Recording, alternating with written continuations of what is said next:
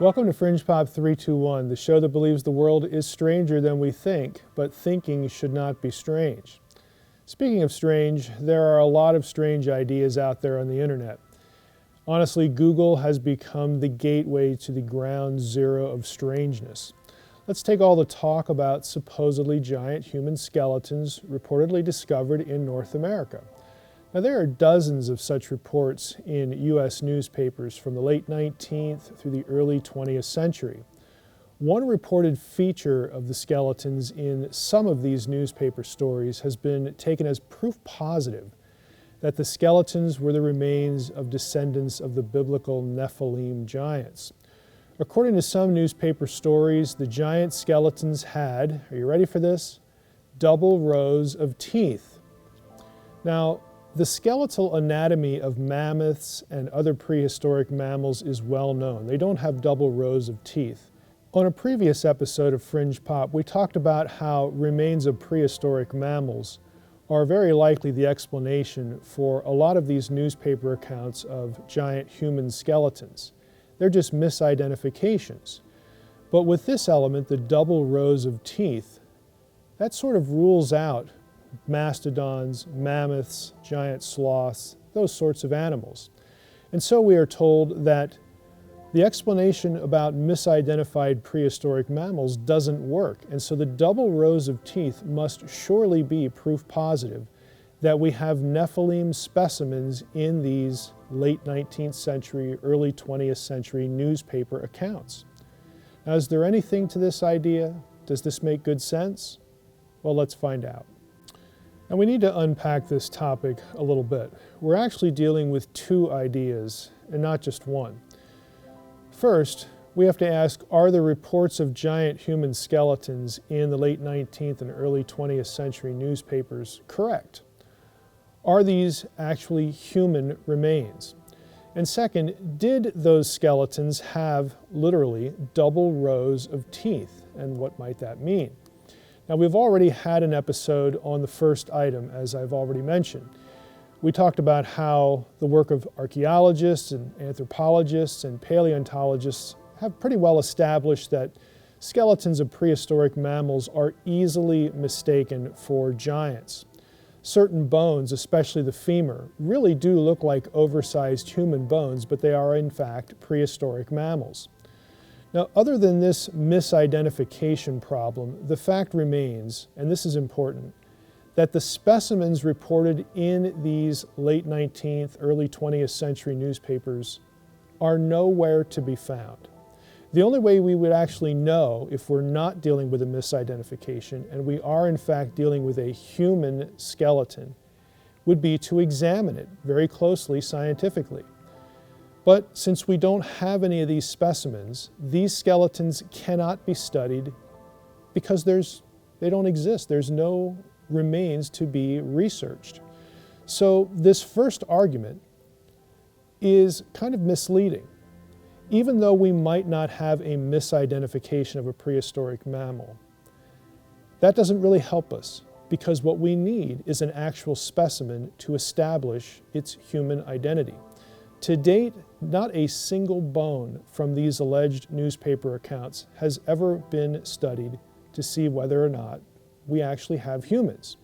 There's a complete lack of physical evidence. And the large bones in pictures on the internet have also never been verified through DNA testing. But what about the double rows of teeth? Again, this is the second thing, the second issue we need to talk about. Again, the first trajectory, we don't really get any help there because we don't have remains. But it is troubling to read about double rows of teeth because, as I said earlier, that would logically rule out mammoths and mastodons, so on and so forth. Again, we don't actually have any specimens, though. So even the double rows of teeth idea is sort of a dead end. We can't verify that there are any such giant human skulls with literally double rows of teeth because we don't have any to research, to look at, to touch, and to study. But, what if one turns up? What if we actually get a specimen that verifies at least one of these newspaper accounts was the real deal? What then? So we're asking the question, are double rows of teeth proof of Nephilim ancestry and the migration of descendants of biblical giants coming to North America? Now, internet researchers are sure convinced that the double rows of teeth would be proof positive if we had such a specimen. For example, Fritz Zimmermann, who published a number of books on the subject, including the Nephilim Chronicles, subtitle, Fallen Angels in the Ohio Valley, certainly thinks so. In that book he wrote, quote, "Another physical characteristic that is evident within this population is the physical abnormality of possessing double rows of teeth. While a large skeleton would appear to be rare, in combination with a double row of teeth, that would imply that a single people is being represented," unquote. Now again, I need to remind you that Zimmermann is saying this despite the fact that we don't actually have a single physical specimen to point to that has double rows of teeth.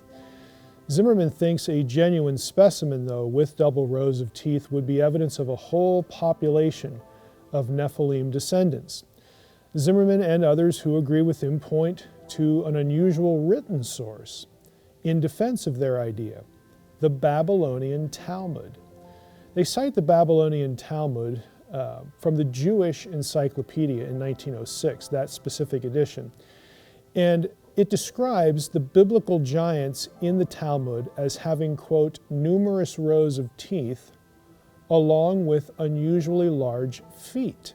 Quote, "Some of these giants had feet 18 ells in length, and the same length is given for the thigh bone. Numerous rows of teeth were also ascribed to them. They were very voracious, eating as many as 1,000 oxen, horses, and camels each day," unquote. That is the Midrash Abkir associated with the Babylonian Talmud. So back to our earlier question. Is there validity to this idea? What if such a specimen were discovered? And now we're also throwing in the question, is the Talmud good evidence for this idea?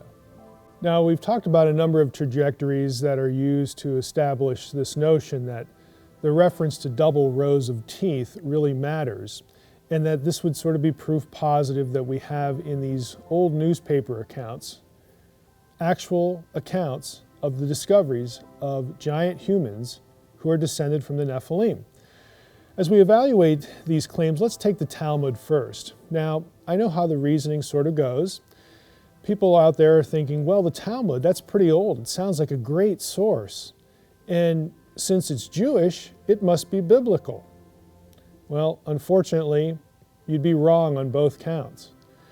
To be blunt, much of the content in the Talmud and other Jewish books from late antiquity, like the Mishnah, are nothing more than opinion and pure speculation. And some of it is even contradictory to the Bible. The Bible says absolutely nothing about the number of teeth of the Nephilim, so teeth are not part of the biblical profile. The Talmud writers literally just make that up. For example, in a passage that comments about the biblical giant Og, this is a comment on Deuteronomy 3:11 in the Talmud, the Babylonian Talmud has Og with long fangs that jutted out of his mouth and informs us that Moses himself was 10 cubits, that's 15 feet, tall. Now, neither idea can be found in the Bible or established in any way in the Bible, and really, you can't even find a text that dates from the biblical period to establish such ideas. The ideas are literally fabricated. They're made up. The Talmud and the Mishnah date to well after the biblical period, and this is another problem. They are not contemporaneous sources with the biblical period. They're from the time of the end of the Roman period on into the Middle Ages. Again, this is not the time period associated with either the Bible or important resources like the Dead Sea Scrolls. It gets worse. Researcher Jason Colavito has also established that the Jewish Encyclopedia writer, again, remember that's where this source quotation from the Talmud comes from, that writer actually misquoted the Talmud sources. You can read about that on the webpage for this episode. But again, the real flaw is not misquoting these sources by the writer of the Jewish Encyclopedia. The real problem is the double rows of teeth reference itself. Now, you could say, well, okay, the Talmud's a bad source, but what if one of those newspaper accounts was validated by the actual discovery of a specimen with double rows of teeth? Surely the double rows of teeth must mean something. It must contribute something to the discussion.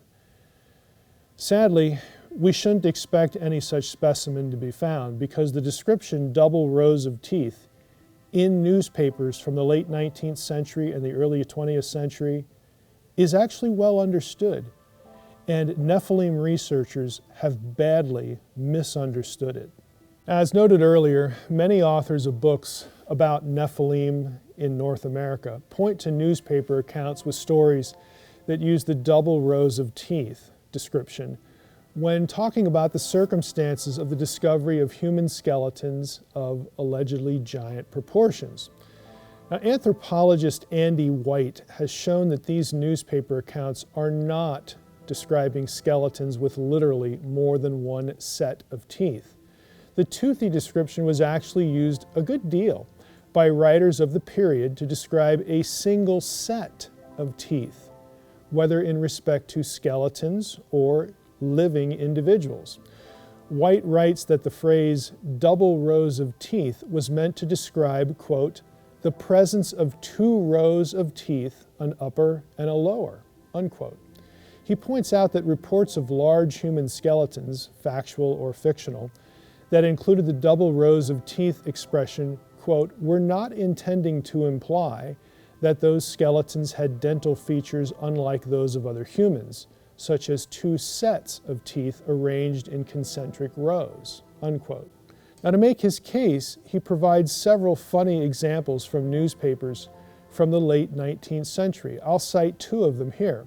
Miss Annie Pauline Scott, the reported winner of a $10,000 prize in a beauty contest, was described in a March 31st, 1881 story in the Wyandotte Herald this way, quote, her lips are full and expressive of a bright vermilion tinge, and when severed by a smile, reveal a double row of teeth that are typical in their regularity and dazzling whiteness, unquote.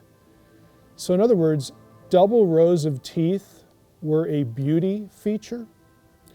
Perhaps the example that best illustrates the phrase double rows of teeth for American readers would be President Teddy Roosevelt, whose teeth actually became his trademark.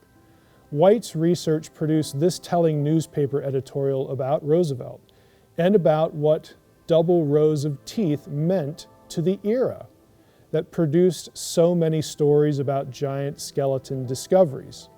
Now, from the Amador Ledger, December 16, 1904, we read this about Roosevelt, quote, all through his marvelous message, the chief gentleman of the land as the elected president magnifies his accidental predecessor.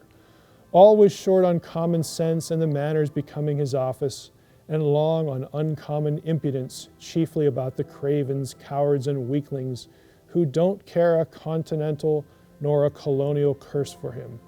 His big stick, his double row of teeth, or his ferocious mouth, unquote. Now, consequently, the double rows of teeth description for skeletons discovered in various newspaper accounts simply means that they had a nice or full upper and lower row of teeth, the norm for human beings of all sizes. Any skeletons discovered that had double rows of teeth simply had an upper and lower set. They had a nice set of choppers, is really what it means. And this has nothing to do with Nephilim. Thanks for watching Fringe Pop 321. Please visit our YouTube site to watch more videos, and of course visit our website where you can get good resource material on all of the topics we do in video.